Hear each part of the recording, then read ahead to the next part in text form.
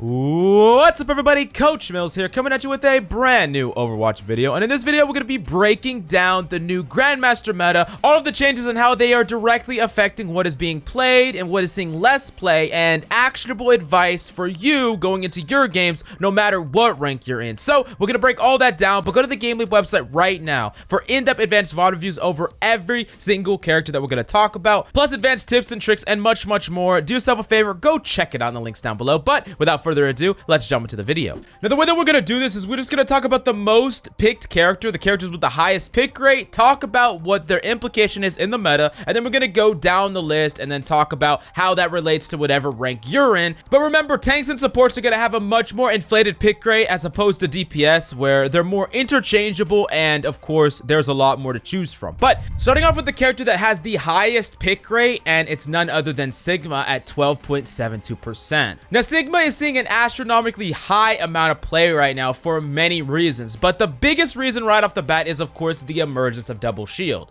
Double Shield has become the de facto best composition, at least in ranked play, because of its power level and what I would call easy value, where if you're playing Double Shield, automatically there's going to be a certain amount of power level that you're bringing to the table without requiring hardly any understanding of the composition or any skill. Where if you're going to play something like Double Bubble Dive or something like that, it does require coordination, teamwork, and those are the things that you find a lot less in ranked play. Now, on top of that, Sigma is also played in other compositions where Orisa's really only played in Double Shield. Sigma is played with sometimes a Roadhog, sometimes a Zarya, sometimes a Wrecking Ball, but I'm going to talk more about that after when I get to those characters. Then moving on to the character with the second highest pick rate is none other than Baptiste at a 9.22% pick rate and a really high win rate at 55.24, which is just insanely high. Now, Baptiste is one of those characters that really enable Double Shield. He got many buffs recently, and just the fact that he enables Sigma and Orisa so well and he plays so well into Double Shield means that he really enables that composition. And if you are playing Double Shield, of course you really want to play a Baptiste. But Baptiste, in my opinion, is one of those characters that is really good no matter what composition you're playing him with. If for no other reason, it's because of his plasma screen, LCD, football field size amplification matrix. I don't even know where I begin when I'm talking about this amplification matrix, how much impact this ultimate has on any team fight. Amplification matrix before was already extremely powerful, and at the higher levels and of course in pro play, pros really accessed that because there was a ton of focus fire through this really small window. Now that it's gigantic, doesn't matter what rank you're in or how scrappy the team fight is or the lack of synergy that you have with you and your teammates, everyone knows shoot through the giant field, and because it's so big,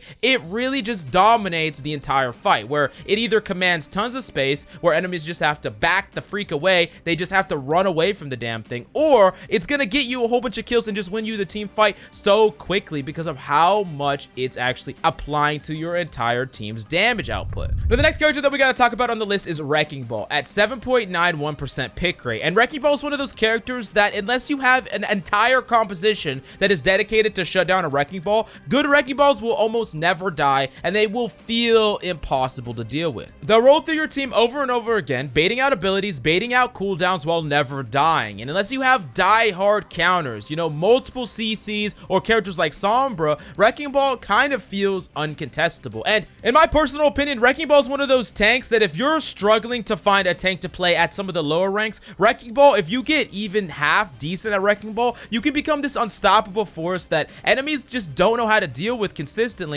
And even higher ranked players with focus fire and more DPS and the ability to counterpick are having a hard time shutting down this character. So in the lower ranks, he could realistically go unchecked if players just learned the bare minimum on him. Now, speaking of which, we're going to talk about the next character on our list as far as pick rate is concerned, and it's a Roadhog at a 6.73% pick rate. Now, this is going to be the last character that I really talk in the tanking category because we already mentioned Orisa previously, but Roadhog is just very good still, and he still sees a ton of play, even all the way up in Grandmaster. Now, notably, the way to get value out of Roadhog up against Double Shield is incredibly difficult. Double Shield can shut down Roadhog very simply. However, if a Roadhog is good enough, he can take off angles and flanks, try to get value by breaking the shield, and finding a cheeky hook to turn the course of the fight. But when you're not actually playing playing against double shield, which most of you probably won't be, playing Roadhog is going to be a very legitimate strategy because he's one of those characters that is really good against Sigma isolated, like a solo Sigma, whether it's Sigma, Wrecking Ball, Sigma, Roadhog. Roadhog is very good against Sigma, and Roadhog is also one of those characters that can keep Wrecking Ball in check as well. So Roadhog is an amazing character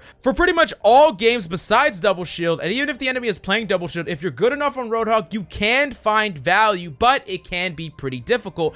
The one plus side playing Roadhog against double shield is typically Ana doesn't see any play in a double shield composition, so you don't have to worry about one of your strongest counters, but the double shield aspect of the composition can mean that you just get completely, you know, zoned out. Really disciplined double shield play is going to zone out a Roadhog completely. Now, the next two characters we're going to talk about back-to-back, Zenyatta and Mercy at a 6.38% and a 5.74% respectively. These are your go-to supports after Baptiste that are seeing tons of play in Grandmaster. Now, the thing about Zenyatta is Zenyatta's just great in almost any composition that is being played right now. You're either seeing a very scrappy composition with like a hodgepodge of Sigma, Wrecking Ball, or Roadhog, where you're kind of just going for picks, playing off angles. Sigma and Roadhog in particular play a lot of off angles and fish for value, and then Wrecking Ball just kind of does his own thing. Zenyatta can really play well into that by, you know, just being another source of damage, discording targets, and just finding value with his actual damage. And then, of course, Zenyatta's amazing in the double shield composition, where the predominant supports for double shield are going to be Baptiste and Zenyatta, two characters that can not only enable the team, but Zenyatta in particular can help break the shields and win the shield v shield war in the double shield mirror. So Zenyatta is amazing for that, and Zenyatta is probably just one of those characters that if you have the skill set behind Zenyatta, you can carry a lot of games with Zenyatta. And if you are a support main that wants to play a high mechanical skill, mechanically demanding hero that has all the ability to carry tons of games, Zenyatta is probably one of your best bets. I mean, he has the highest win rate on the entire list here at a 69.56% win rate. Now, moving on to Mercy. Mercy's going to be good in those really scrappy compositions that we talked about before, where it's like Sigma, Wrecking Ball, Roadhog, or some combination of those characters kind of doing their own thing, because Mercy can pocket DPS, give healing to people who need it. She has mobility, so she's really hard to dive, and she really thrives in that environment. And in double shield, she is comparable because she can always damage boost the DPS to kind of replicate the damage that a Zenyatta would be bringing. Now, she's not going to have as much impact in that composition, but she could have more impact in a composition double shield where you're playing snipers, because she can enable snipers like Ashe or Widowmaker to get more value and, of course, have that second life in that sniper v sniper mirror. But realistically, the value that both of these characters bring are comparable, so I don't really expect a lot of Zenyatta mains to also be Mercy mains either. So regardless of your personal preference, both of these are going to be fairly viable. Now, I'm going to skip over Orisa because we already talked about her, and I'm going to go on to our last support, and it's going to be Ana at a 4.85% pick rate. Now, something that's really notable for you to understand is that Ana has one of the highest pick rates in every single rank besides Grandmaster. You see, Ana's one of those characters that is insanely good when there is not the de facto meta, which is double shield. If you're playing against double shield or you're playing with double shield, there's just better things that you could be providing, because Ana really has a hard time finding value up against double shield. It's really hard for her to get value nades. It's really hard for her to make proactive plays, which is where a lot of her power level is. That's where a lot of power level comes from, is by making these proactive plays, and she can't really do that up against double shield. And then when she's playing in a double shield composition, you tell me what makes more sense to run, her over Baptiste or Zen. Zen can break shields much more and just find more overall damage based value, and Baptiste is gonna heal a actual bulk of characters together, plus his thick amplification matrix is actually going to be winning team fights definitively for a double shield composition, rather than just a nano where you don't have any characters that want to actually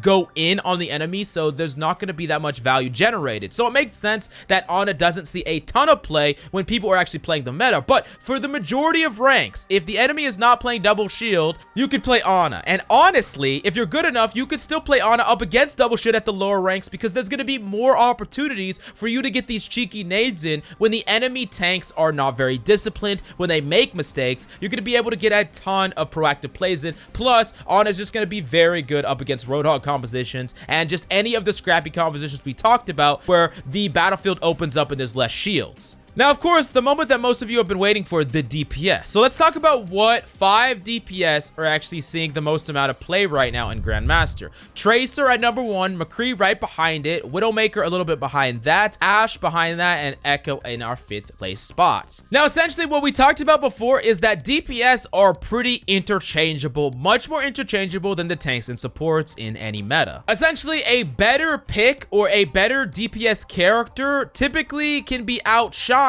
by someone who's playing a worse pick, quote unquote, but is playing that pick better than the person that's picking the meta character. This is not as true for things like tanks because of the inherent value thing that I talked about, but with a lot of these DPSs, especially all the ones that I listed, they are fairly skill intensive and they are very value based according to their skill. What I mean by that is if you're playing a Tracer, there is no inherent value that comes with playing Tracer. You are either doing something proactive and doing something that is generating value, or you're doing very little and it doesn't really matter that you're playing the quote-unquote best DPS in the meta. It doesn't really matter because it's directly tied to skill, as opposed to playing an Orisa where the value that you bring automatically is high, and of course there is skill that you add on top of that, but the value that you bring automatically doesn't start near 0, and that's the important point that I'm trying to make here. So basically there will be some characters that just aren't very good up against what is predominantly played. Specifically characters like Doomfist, characters like Genji. Some of these characters are not as good as they have been historically in past metas, but any of these characters that I listed, these top 5 characters, these can definitely be used to dominate your games, but you could also find no value on them. It all depends on your personal preference. That being said, however, as far as the easiest DPS to play for the maximum amount of value, if your team is playing double shield or you're up against double shield, the DPS that I would highly suggest is like McCree or Ashe. 2 very consistent characters that can help break the barriers, can still get a lot of work done on the front line, prevent dives and things like that. However, what I would more suggest than that for the DPSs in particular is be highly flexible this meta. Because of the ever-changing possibility of what tanks could be played, the characters that are going to be viable are going to be vastly different. For instance, if you're playing with a Wrecking Ball Roadhog, McCree is going to have a lot harder time. Yes, you could adapt your playstyle, but if you're playing something else that doesn't have to worry about having a frontline shield or being tied to natural cover, then you're just going to have a better time. You know, something like Tracer, something like Echo. However, if you're playing double shield, now maybe some of the characters that you were playing before, specifically maybe something like Tracer, is going to get less easy value than a character like McCree. And this is something that you should apply to the majority of compositions that are being played. And I know this might not be the answer you want. You might just want me to tell you exactly what characters you should be playing this meta, but I can't. I'm going to be doing you a disservice if I tell you that one character is not viable when that is not necessarily true. A lot of characters are viable, especially DPS characters. And on top of that, the characters that are viable are not viable by a giant margin. It's not like one DPS is just absolutely the most dominant character to be playing right now. You can see that by the pick rate. It's not like one DPS is just a must pick at all, and it's not even close to that. And even the best DPSs like Tracer, they do need a fair amount of skill to make them the best DPS. It's not that just anyone can pick them up and get that inherent value, but I think I've harped on that point enough. But if you want to know more or master any of the characters we talked about in this video, go to the GameLeap.com website right now for in-depth advanced VODs, tips and tricks, in-depth guides, and much, much more. We got it on the GameLeap website, so do yourself a favor, go check it out in the links down below. But that's all I got for you today. Thanks so much for coming by. I'm Coach Mills, and of course, until next time.